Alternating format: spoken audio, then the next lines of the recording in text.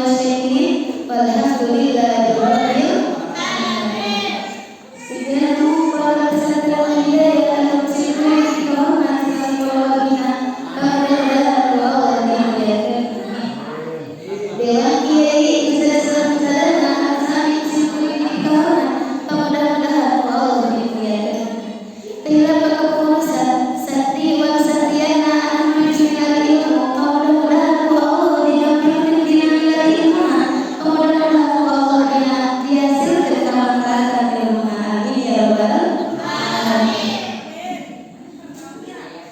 Ujian ini kurang ajar kepada Allah yang lebih.